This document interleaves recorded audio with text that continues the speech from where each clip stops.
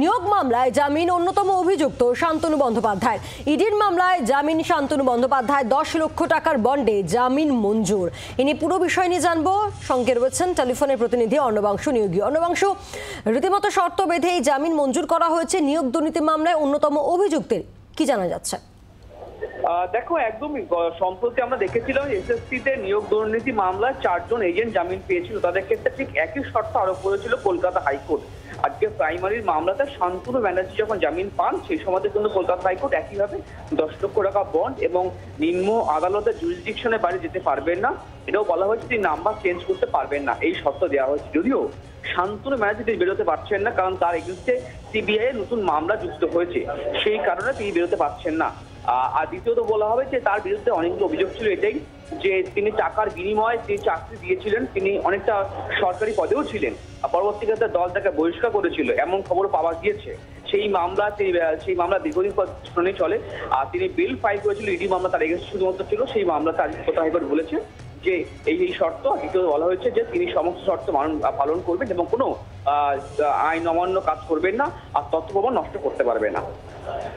ধন্যবাদ। অর্থাৎ ইডির মামলায় জামিন পেলেও এখনই জেল মুক্তি সম্ভাবনা কম রয়েছে, কারণ সিবিআইয়ের মামলা রয়েছে। গতকালই সিবিআই আদালতের দ্বারস্থ হয় এবং তাই এখনই জেল মুক্তি নয়। আপনাদের মনে থাকবে যে 2023 সালে 10ই মার্চ নিয়োগ দুর্নীতি মামলায় গ্রেফতার করা হয়েছিল হুগলির প্রাক্তন তৃণমূল যুব নেতা শান্তনু বন্দ্যোপাধ্যায়কে। নিয়োগ দুর্নীতি মামলায় অন্যতম অভিযুক্ত এই শান্তনু, যাকে জামিন দিয়েছে আজ আদালত, যাকে জামিন দিয়েছে আজ হাইকোর্ট ইডির মামলায়। তবে সিবিআই মামলাটি রয়েছে, তাই এখনই জেল মুক্তি সম্ভাবনা কম। এ বিষয়ে জানবো।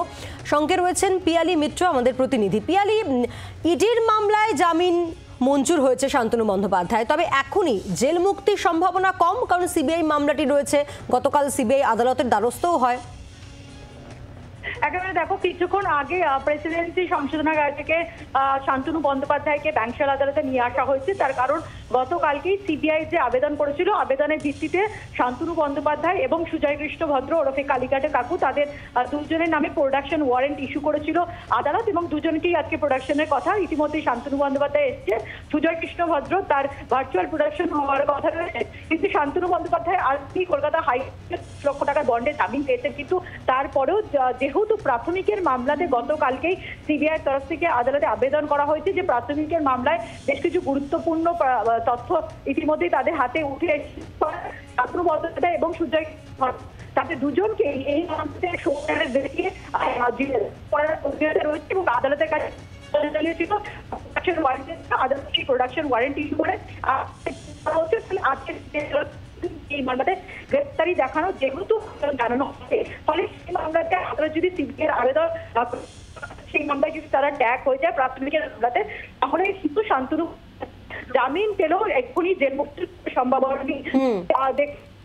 এর আগে হ্যাঁ পিয়ালি, হ্যাঁ ধন্যবাদ পিয়ালি। নজর রাখো, অর্থাৎ ইডি মামলায় জামিন মঞ্জুর হয় আজ। কলকাতা হাইকোর্ট ইডি মামলায় শান্তনু বন্দ্যোপাধ্যায়কে জামিন দিলেও এখনই জেল মুক্তির সম্ভাবনা কম রয়েছে। তার কারণ গতকালই সিবিআই আবেদনের ভিত্তিতে এই দুজনের বিরুদ্ধে, অর্থাৎ সুজয় কৃষ্ণ ভদ্র এবং শান্তনু বন্দ্যোপাধ্যায়ের বিরুদ্ধে প্রোডাকশন ওয়ারেন্ট ইস্যু করে এবং সিবিআই দুজনকে প্রাথমিক মামলাতে গ্রেফতারি দেখানোর আবেদন জানাবে বলেই সূত্রের খবর। আর তাই এখনই শান্তনু বন্দ্যোপাধ্যায়ের জেল মুক্তির সম্ভাবনা কম। বাংলার আওয়াজ, বাঙালির আবেগ, জি 24 ঘন্টা।